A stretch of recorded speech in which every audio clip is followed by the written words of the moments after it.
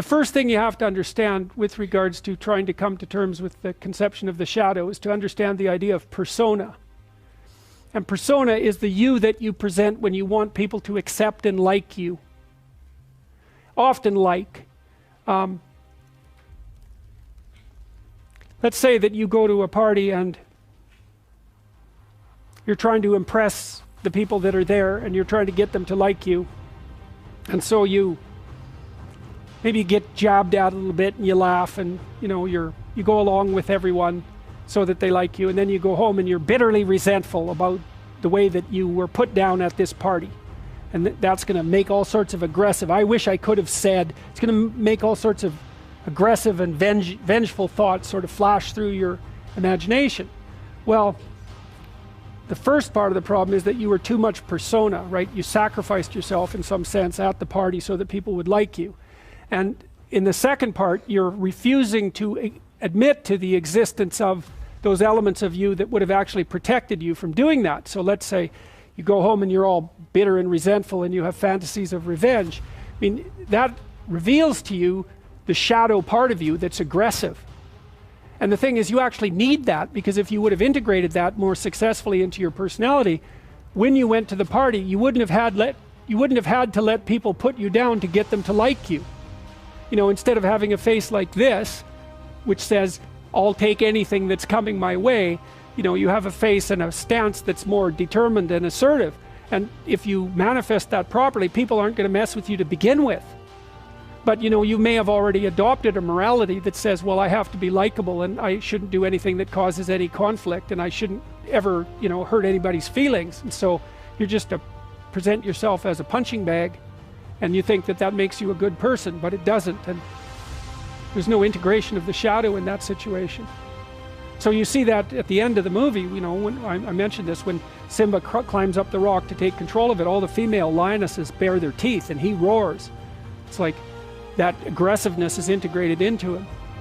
And so resentment is a really good emotion for making contact with the shadow side, because if you're resentful about something, it basically reveals two things. It either means that you're immature and you should stop whining and get on with things.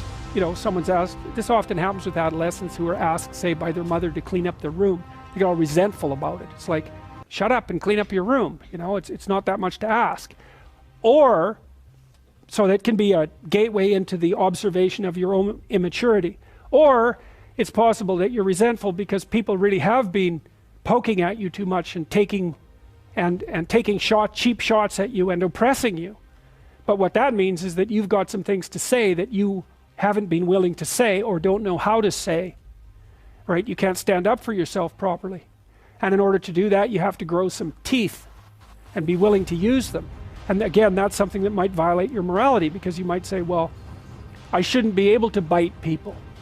And the thing is, yes, you should be able to bite people hard. And if you're able to bite them, then generally you don't have to. But they need to know that you can, because otherwise, especially people who are badly socialized, they'll just keep encroaching on you and encroaching on you and encroaching on you and encroaching on you until you put up a wall. Like someone who's really well put together won't do that, because they're sophisticated.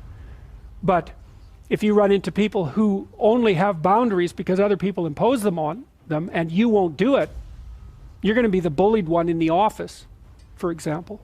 You're not going to get a raise. People aren't going to credit you with your own work. Other people are going to take credit for it. And you're going to go home angry because you're doing your best and you're trying to get along with everyone and nothing ever goes your way. Well, it's because you're a pushover. And you think that's good because you confuse harmlessness with morality.